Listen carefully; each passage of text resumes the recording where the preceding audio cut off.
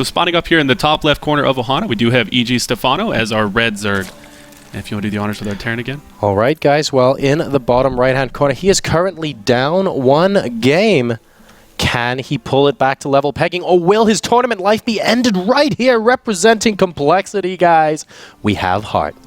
Yeah, it's. I think we were talking about. It's a shame to see that, but you're talking about the 2 racks that Sting was doing. I wouldn't be surprised if we actually did see something like that again, just because the 2 racks opener is just becoming basically a standard at this point. It's very macro oriented. A lot of players who aren't familiar to seeing it, they get really scared. They think their opponent's going to do something like 11-11 or do something that's very aggressive, and they turn around and just macro behind it. You have 2 barracks, so you're able to get quick tech. So I don't know. Hopefully we'll see something a little bit different out of Heart this game. No, you make a great point there, Jay. I mean, for the longest time, whenever we saw 2 racks, we're sat there thinking, oh, that's synonymous with pulling SCVs. We're going to see a bunker container potential all-in from a Terran player.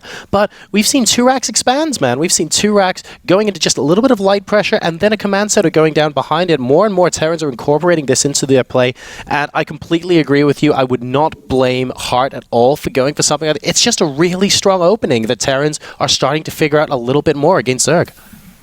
Yeah, and a lot of people are complaining that Terrans are having a lot of issues with Zerg. It's a very, very efficient opener. I mean, it's kind of like the alternative to almost like Reactor Hellion now.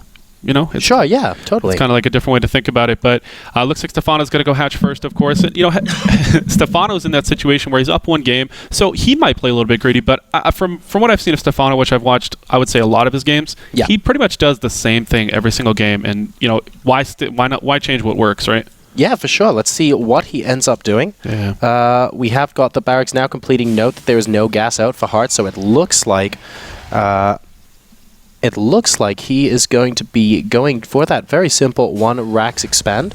So just double checking the music there for a second, guys, because it seemed to die out in my headset for a while, but everything seems to be okay. Stephano now going for his pool. He is grabbing a gas as well at this moment in time from the looks. Oh, no, pardon me. That's the positioning of the pool, so he hasn't got that gas.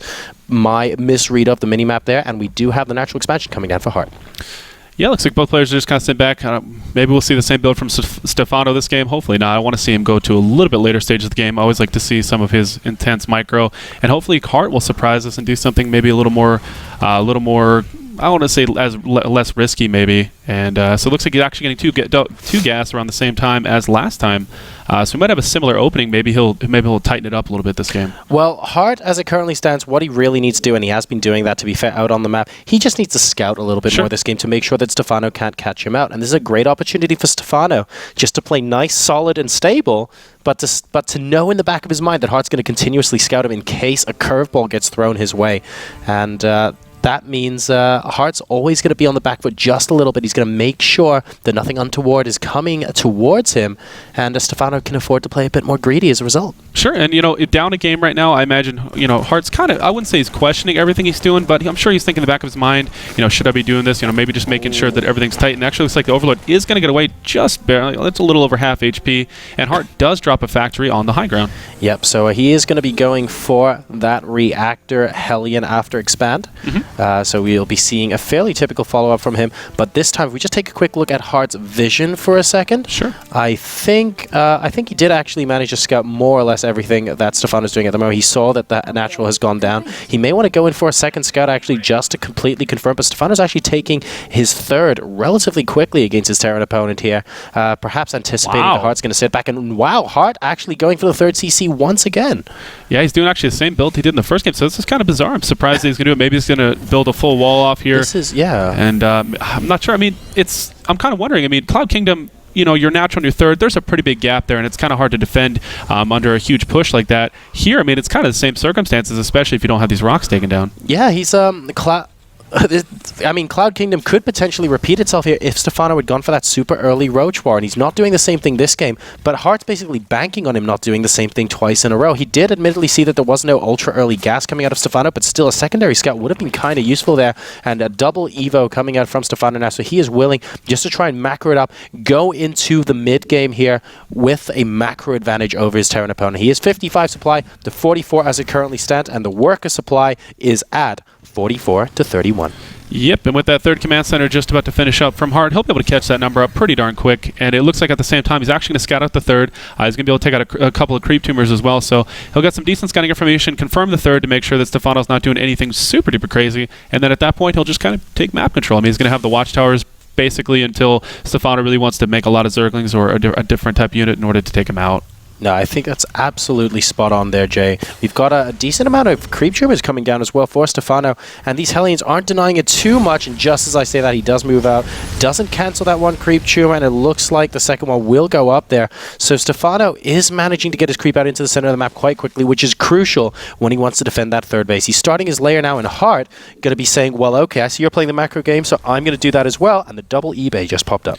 Yep, and it looks like Hart's doing the same thing. He actually did get a Viking during the mid-game last time, and actually took out a couple of overlords with it. Actually didn't get to see it during the mid stages, but it looks like Hart's doing kind of a very similar build. It looks like he is going to start 1-1, go back into bio. Stim is on the way. He does not have combat shields. It hasn't even been started, and it looks like he's going to grab 2 additional gas geysers, and he's not even opting to move this onto low ground or move the third command center low ground, just kind of letting it sit in his base and mass out SCVs. The scan there going to be taking out those creep tumors. He's saying to Stephano, look, if you don't want to engage me, then you're going to have to suffer the loss of as much creep as I can get rid of. Doing a good job there. Stephano actually deciding to keep back and just continuing to spread his creep. A lot of tumors actually going down from these queens right now, but one just about makes it onto the right hand side, and now Stephano is trying to move out with those speedlings, but the Hellions are able to run past it. Stephano a little bit supply blocked at the moment actually, so that Viking from Hart paying dividends. Whereabouts is it at the moment? It's on the...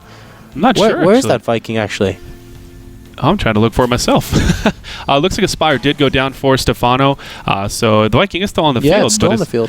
Trying to figure out where exactly it is, though. So we'll keep hunting for that just a moment. There we go in the bottom left. So yeah, he's got 1 kill so far, and it looks like he's actually going to head over to the southwest corner, and then he will actually start taking out the rest of the overlords on the western side. Now, in the meantime, though, Stephano is actually going for his Spire, so any sort of air dominance that Hart has at the moment, as Stephano gets supply block once more, is going to be quite short-lived.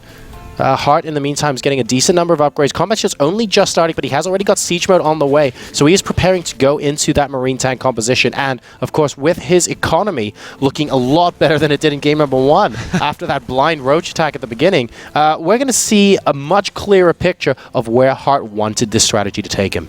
Yeah, and I think actually this is going to work out very, very well for him. He's teching very, very widely right now. He's getting 1-1 right now, getting his combat shield, starting to make siege tanks. He's actually getting a couple extra marauders out along with an armory, so he's going to have a really, really good force here, opting to finally actually take that third spot. Needs to take down these rocks, though, just to make a full connect there. As for Stephano, he's actually getting a Baneling Nest at this point, starting to get a 4th base. He has a macro hatchery, so I mean, Stephano could basically create an army out of nowhere as soon as he's ready, or as soon as he needs to, rather. No, that's a great point, actually, and that's definitely something that Hart needs to be very, very careful of doing, moving further into this game. Stimming the Marines, moving into the 4th base, will be able to pick apart the Queen. Wow. Oh my goodness, that Queen! It's her birthday, Jay, and she gets away with 6 hit points there. Great pickup, though. Hart managing to salvage the Marines into the medevacs and just moves the heck out of dodge.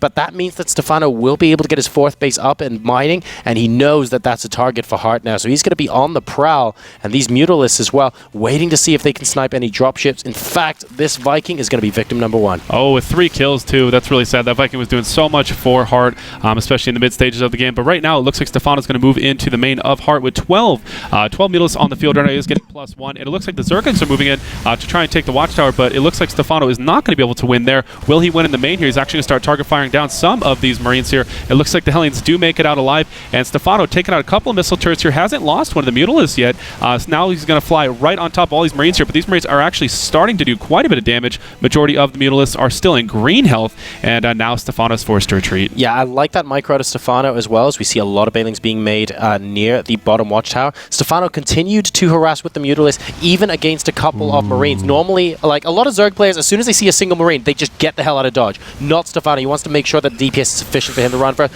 And here we go. The army is moving in. A lot of slow Banelings coming in now. Can we see the splitting from Hart? The Stephano splitting his Banelings as well and doing quite a good job of it. Going towards the 3rd base location. Only tanks left. And I think Stephano, with the Mutalisk support, is going to be able to get a lot of damage done at this 3rd base here. These SCVs are now now helpless. Yeah, very nicely done by Stephano. I didn't think he was actually going to push through there, but Hart did not actually use his supply depot wall to his advantage. He actually was standing outside of it when the Banelinks connected. All those Marines were splattered against the wall there, and now Stephano's just pushing through here. There were 32, actually 40 Zerglings in production right now, so he's actually going to follow this up and just keep pushing on Hart, take out all these supply depots, maybe even actually get a kill on this command center too.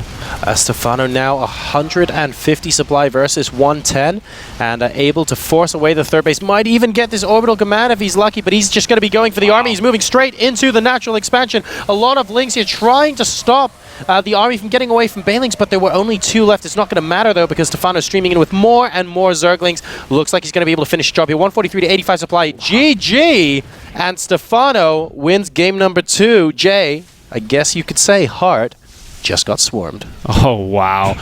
Man, I am just 2-0 champion today. Every series we've cast except for one today has been 2-0, and that's really hard to see. That's it for Hart's tournament.